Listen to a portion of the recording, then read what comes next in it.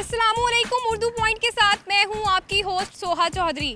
नाज़रीन, उर्दू हमारी कौमी ज़ुबान है और ये कई ज़ुबानों का मुरक्कब है।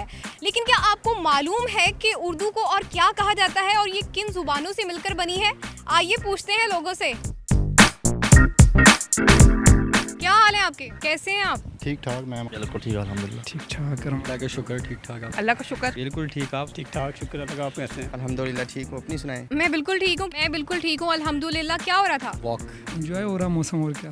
बारिश हो रही थी और तो कुछ नहीं हो रहा था पहले। बस कुछ नहीं, सैर करने निकले थे, दोस्त आए हुए थे तो बस ज़रा घूमने फिरने आए हैं, जगह देखने आए हैं, कायदे आज़म लाइब्रेरी देखने आए हैं। बस वैसे बाग में बारिश हुई, मौसम ठीक है तो सैर करने आ गए। कुछ नहीं, मौसम बहुत अच्छा था इसलिए फैमिली के साथ सोचा एंजॉय करने के लिए बाहर आ जाए। हम घूम रहे थे यहाँ से, अब एग्ज़ाम दिए हैं, एग्ज़ाम दे के फ़ारुग हुए हैं तो पार्क की तरफ आ गए। नॉलेज कितनी अच्छी है आपकी? कुछ कहा नहीं जा सकता। अच्छा, आपको मालूम है कि उर्दू को और किस नाम से जाना जाता है? क्या आपको मालूम है कि उर्दू को और क्या कहा जाता है? उर्दू को और किस नाम से जाना जाता है?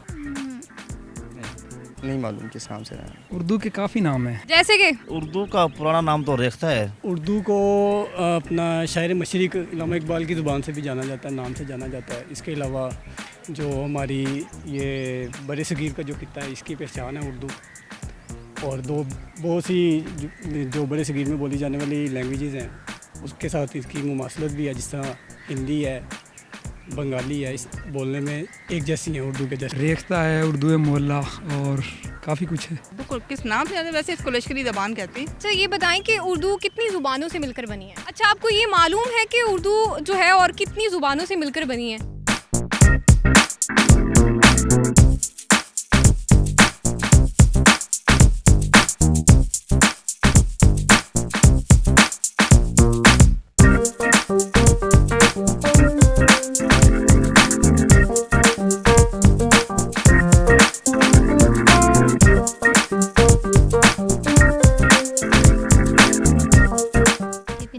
थोड़ा सा सोच के बताएं। उर्दू मेरे ख्याल में काफ़ी ज़ुबानों का मजमूआ है। काफ़ी ज़बानों का मुरक्कब और मजमुआ भी है। उर्दू काफ़ी ज़ुबानों से मिलके बनी है, लेकिन लश्करी ज़बान है, ये काफ़ी ज़बानों से मिलकर बनी है। 4 ज़बानों से। 6 ज़बानों का मजमूआ है।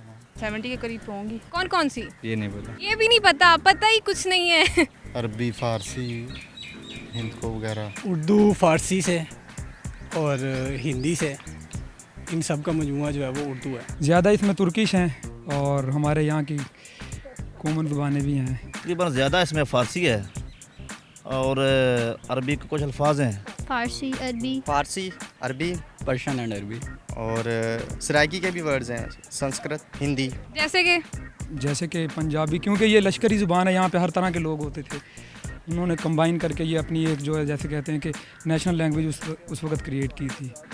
ऐसे काफ़ी ज़बानें इसमें मुश्तरक हैं और ये एक लश्कर बन गया, जिस तरह एक मुकम्मल ज़बान बन गई। इन्होंने पहले सवाल का बिल्कुल सही जवाब दिया है, लेकिन दूसरे सवाल में थोड़ी गड़बड़ कर दी है। नाज़रीन, बड़ा अच्छा जनरल नॉलेज है इनका, इन्होंने किसी हद तक सही जवाब दिया है। नाज़रीन, उर्दू कई ज़ुबानों का मुरक्कब है, इस वजह से इसे लश्करी ज़ुबान भी कहा जाता है।